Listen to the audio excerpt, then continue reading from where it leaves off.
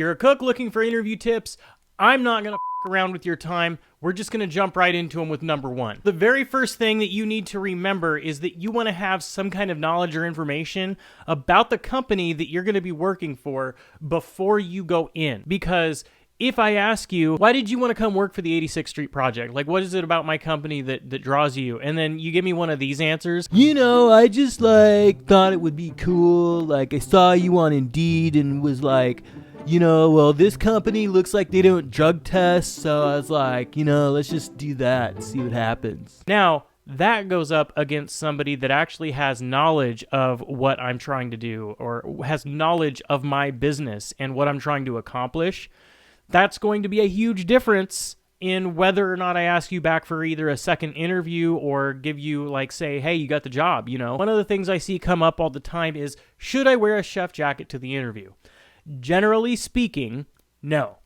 But there's a caveat to that. If you feel like you are going to be doing a working interview, or if they told you that you're going to do a working interview, that you come in and you do some prep work and you talk to people or you make the family meal or whatever, then at least bring your chef jacket and put it in the car. Then if you need it, you can say, oh, hey, my jacket and my knives are out in the car. Can I go grab them really quick? And then I'll come in and whatever. It's not like you won't get the job if you wear a chef jacket, but it's kind of one of those Hello, I'm here for the job interview. Hello? Dan. Hey, Dan. Dude, he came in with a chef jacket on. Yeah, whatever. Anyways, hi, my name is Paul. One of my favorite interview tactics and the favorite interview tactics up and coming of a lot of people, of a lot of hiring managers, is to ask you situational questions. Now, the reason for this is because it's really easy to see where do you want to see yourself in 5 years? And then you get one of those I see myself with a long and happy career with your company. And then I'm like, you're full of shit. May not say that, but I'm thinking it really hard. The other reason that I'm going to be asking these questions is because I want to test what your resolve is. Maybe I'll set up a situation for you, like it's just you and a server, everybody else called out, and you're swamped. How do you handle that? What do you do? You're going to have to think on your feet now to answer that question, and it's going to tell me a lot about you. This next one is cliche, but it will almost always show up in an interview, and I'll explain why. What is your biggest weakness? Boom! Why would I ask such a cliche question? Let me tell you why I would ask such a cliche question. I say, what is your biggest weakness? And you say, I really can't think of anything. I really just don't. I'm too good at my job.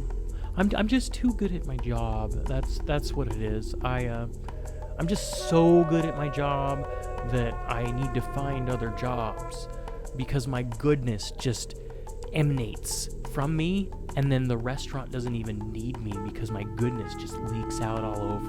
Thank you for your time.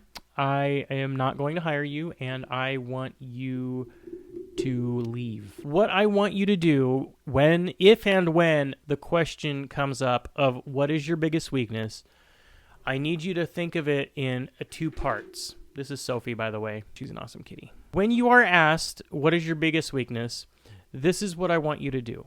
I want you to think of something that's actually your biggest weakness and think of a solution to that weakness. And the best way I can do it is to just give you an example, a genuine example of what I would say if I were asked what my greatest weakness is. I am extremely judgmental of myself, so when I get one thing wrong, I tend to make a mountain out of small things that I do.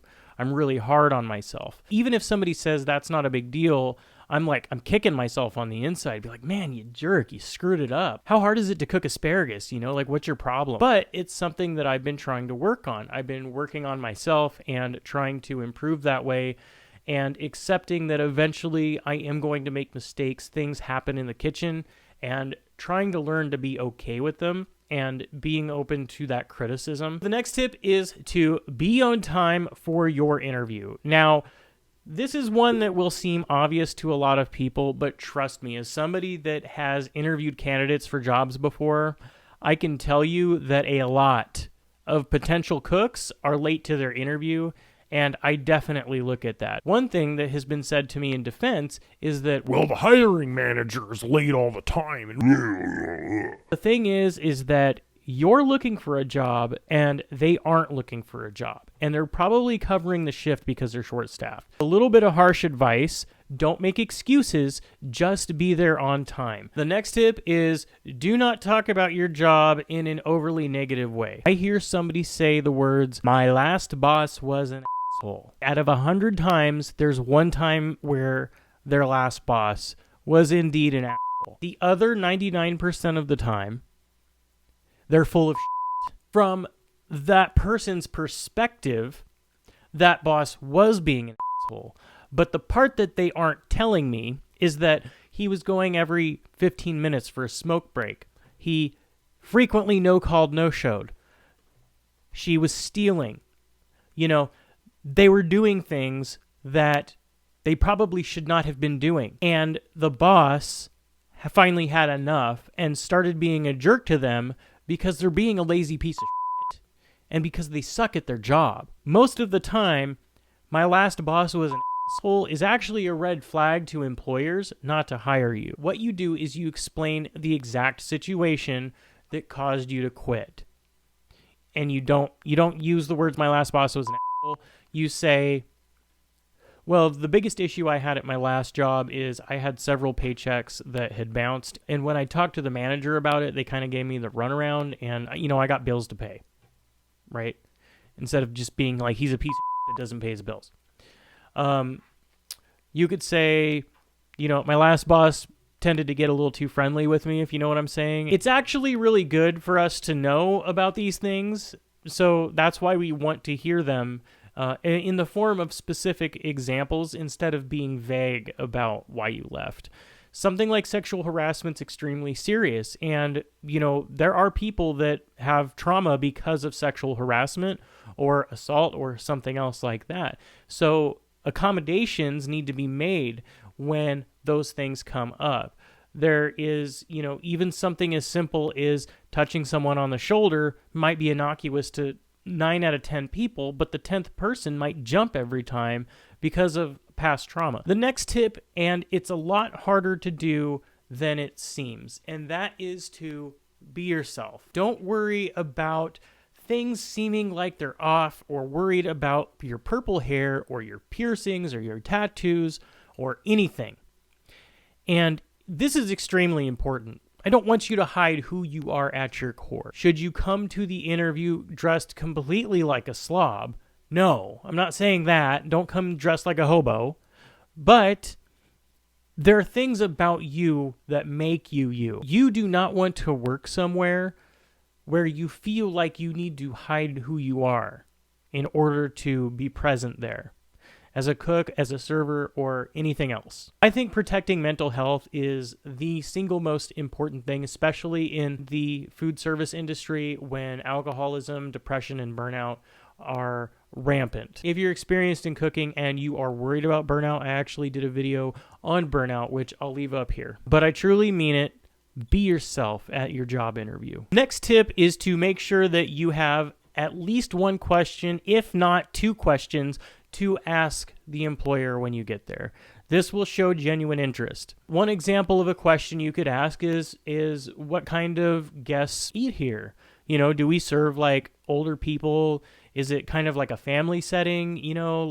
What's the late night scene look like? What's the best-selling dish? That kind of stuff. It doesn't have to be like really hardcore, in-depth questions, but just something that engages in a back and forth. In fact, when you're interviewing, you may find out that you don't want to work there at all, because you need to remember that I'm not just interviewing you for the job, you're interviewing me for the job. There's actually an entire list of red flags that you can watch out for. I did a video on that. I'm going to leave it down here, and you can check it out. But until next time, you guys have an awesome day, and I'll see you on the next one. Peace.